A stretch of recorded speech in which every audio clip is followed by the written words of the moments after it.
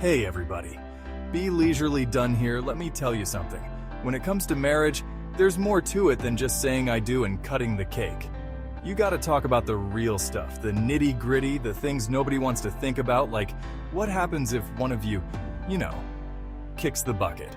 I know it's not the most romantic topic, but trust me, having those tough conversations about finances and what ifs can save you and your loved ones a whole heap of heartache down the line. So today we're going to talk about some must-know bank tips for all you married couples out there, even to those that have partner and not married. This information could make all the difference. First things first, you and your spouse need to sit down and have a real heart-to-heart about your bank accounts. I'm talking joint accounts, individual accounts, the whole 9 yards. You got to know what you're working with, what's yours, what's theirs, and what happens to it all if one of you is no longer in the picture. This ain't about being nosy. This is about being responsible. You're a team, and teams share information. Now, I know nobody wants to think about losing their spouse, but life throws curveballs, folks. That's why it's crucial to be prepared. Here's a little secret that banks don't always tell you. When someone passes away, their accounts can get frozen.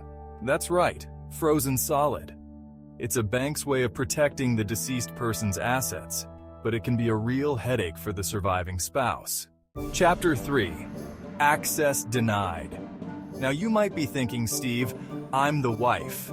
I'm entitled to my husband's money. And you might be right, but the bank doesn't always see it that way. Even if you're family, even if you're next of kin, the bank can still make it difficult for you to access those funds. They've got rules, procedures, and paperwork up the wazoo. That's why you gotta be proactive, folks. Chapter 4. Avoid probate with a pod. You hear that word probate and it's enough to make your head spin. Probate is the legal process of distributing a deceased person's assets. It can be a long, drawn-out, and expensive ordeal. But here's the good news.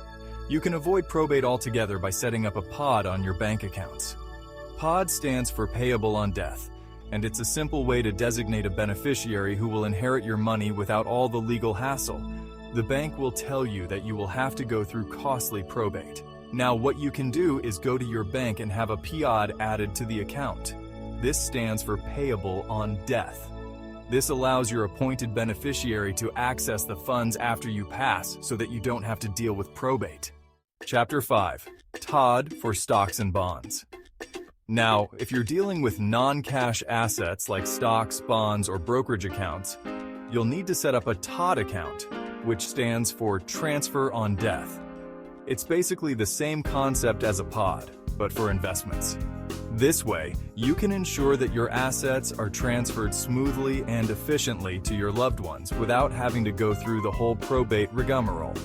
And the best part? Setting up a TOD is usually free and doesn't require a lawyer. This is totally free to set up on your bank account and you do not need an attorney. Now, if your spouse or your partner dealt with and had stocks and bonds, then you need to open up a TOD account, which stands for Transfer on Death. TOD is for non-cash assets like stocks, bonds, and brokerage accounts. Remember, this needs to be set up before a spouse or partner passes away. Outro: Get your affairs in order. Look, I know this isn't the most exciting stuff to talk about, but it's important.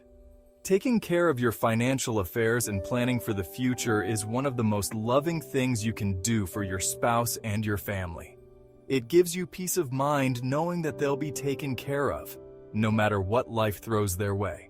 So have that conversation, set up those accounts, and get your affairs in order. Trust me, your loved ones will thank you for it. Thanks so much for watching, and don't forget to subscribe, like, and comment below. Let's get this video to 5,000. Thanks so much, and have a great day, and don't forget to live on purpose.